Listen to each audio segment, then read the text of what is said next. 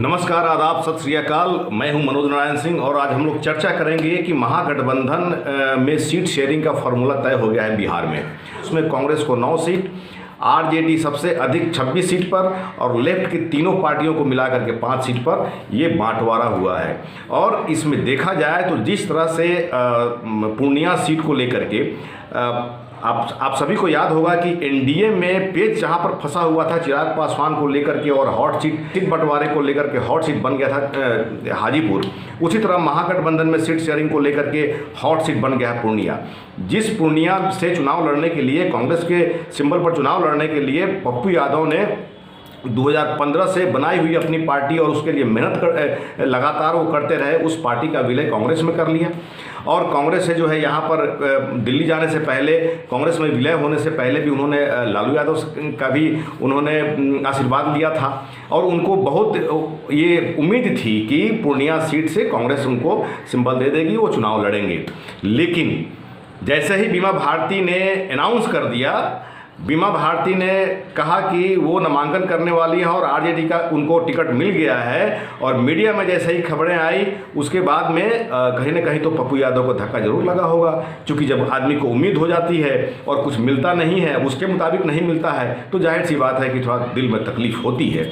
लेकिन ये कहा जाए तो वही पप्पू यादव हैं जो आरजेडी के टिकट से शरद यादव को उन्होंने मधेपुरा में परास्त किया था। अगर थोड़ा पप्पू यादव का बैकग्राउंड भी हम लोग देख लें तो, और वही शरद यादव जो कभी लालू यादव को उन्होंने हराया था, उस शरद यादव को पप्पू ने हराया था। तो और पहले तो 1990 में विधानसभा के वो सदस्य के रूप में चुने गए निर्दलीय सिंहेश्वर से। उसके बाद में साल भर के बाद में 1991 में वो पूर्णिया लोकसभा सीट से उन्होंने निर्दलीय प्रत्याशी के रूप में जीत हासिल की थी। मतलब कि उनका जो है निर्दलीय का जो सफ़रनामा है वो लगातार चलता रहा है, और ये निर्दलीय प्रत्याशी के रूप में लोकसभा हो या फिर विधानसभा हो, चुनाव जीतने का मतलब है कि वो कहीं ना कहीं जनता के बीच में लोकप्रिय हैं, जनता उनको सपोर्ट कर रही है, इसे इनकार नहीं किया जा सकता है लोकतंत्र में।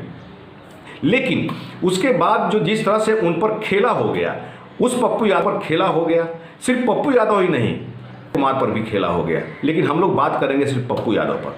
पप्पू यादव जिस पूर्णिया सीट से उनको कांग्रेस का सिंबल चाहिए था, टिकट पर चुनाव लड़ना चाह रहे थे, वो सीट जो है पूर्णिया सीट महागठबंधन के सीट शेयरिंग का जो आधिकारिक घोषणा हुई है उसमें वो आरजेडी के कोटे में चला गया।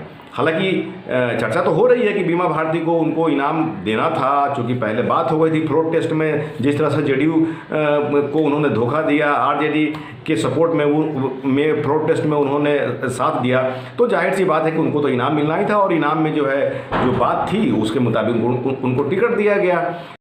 पप्पू यादव का अब क्या होगा? पप्पू यादव मायूस तो जरूर हैं, लेकिन वो अपनी रणनीति बना रहे हैं, और उनका जो बयान अभी मौजूदा समय में जो भी बयान आया है कि वो पूर्णिया के लिए जिएंगे या मरेंगे तो पूर्णिया के लिए। जाहिर सी बात है कि वो चुनाव लड़ेंगे, लेकिन पप्पू यादव के सामने यहाँ पर मात्र 2 ही अब विकल्प बचता है।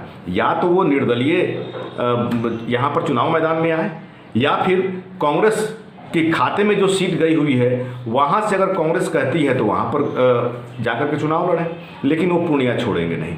अभी मौजूदा समय में जो भी उनका बयान आ रहा है, और उन्होंने अपना क्षेत्र बनाया है, सीमांचल और कोसी का जो क्षेत्र है उन्होंने बनाया है, बहुत दिनों से बनाया है, 90 के दशक से वो बनाते आ रहे हैं। सीट है उधर का सुपौल, मधेपुरा, पूर्णिया, ये सब जो है आरजेडी के खाते में चला गया। तो वैसी स्थिति में जो है इनके सामने क्या रास्ता बनेगा?